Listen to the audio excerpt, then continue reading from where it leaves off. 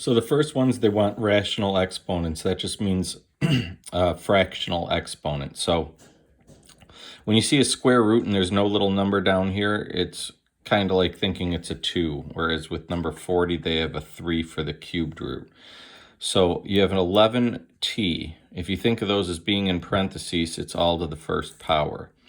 So the way to write it without a square root is writing the 11t in parentheses and then to the 1/2 power. So that would be 11t to the 1/2 power.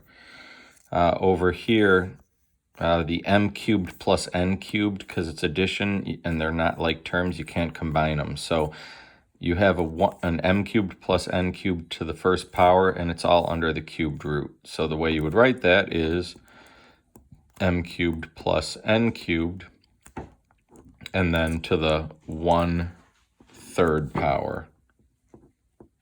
And that should be simplified. When you get down to these guys, multiplying polynomials, you're always thinking coefficient goes with coefficient. Like terms go with like terms in this case. So C's go with C's, D's go with D's. It's the product rule that we did the other day. So -10 times 1/2, because this is multiplication, you get -5. C and C are like terms, so you keep the base, they're like bases. The exponent to this C, since you don't see one, it's an implied 1. So you have a 2 plus a 1, you get C cubed. D and D are like bases, so you keep the like base. 5 and 7, you add the exponents to get 12, and that's as far as you could go with that. 26, same idea, but you have a term out in front of parentheses, so you've got to distribute that term all the way through. So you have 8p to the 5th times -2p squared, so it's coefficient with coefficient. 8 times -2 is -16. P and P, you keep the like base and add the exponents, because distribution is multiplication. So 5 plus 2 is 7. Then you keep going. 8 times a -5 is -40. And then you have a p to the 5th and a p to the 1st again. So you keep the like base p, add the 5 plus the 1 to get 6. And then you have finally the 8 times the -1. So that's -8.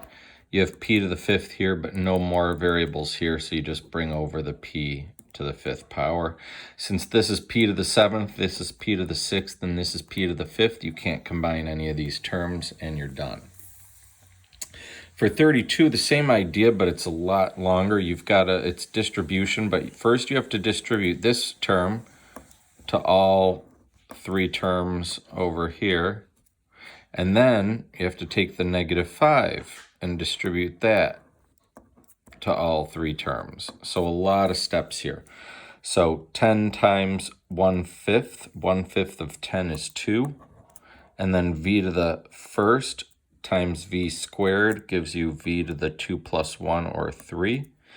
Then you have 10 times -3, -30. V to the 1st power over here and v to the 1st power here. Keep the v, add the exponents to get 2. And then 10v times 1 is just 10v. But then you got to go and do the same with -5. So 1/5 times -5 is -1. There are no v's left over here, so this is just v squared that gets tacked on. -5 times -3 is +15, because a double negative, and then you have the v to the 1st here to attach on. And then the -5 times the +1 is -5. There are a lot of terms here. 2v to the 3rd, there are no other v cubed, so you bring that down.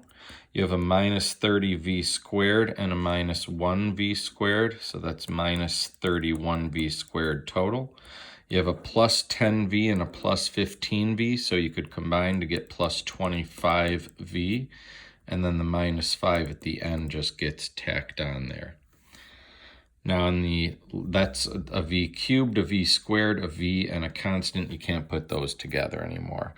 For 38, it's the same type of problem, but these are called conjugates, where you have 2 things that look the same except for the sign in between. So you have a 3p - 2 and a 3p + 2. So you do 3p times 3p, you're going to get 9p squared because you multiply the coefficients, keep the like base p, add the exponent 1 and 1. Then you have 3p times 2 gives you 6p.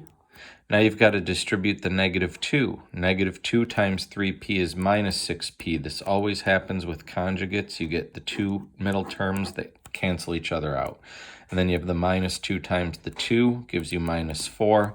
All you're left with is 9p squared minus 4. Everything else cancels out, and you can't combine that any further.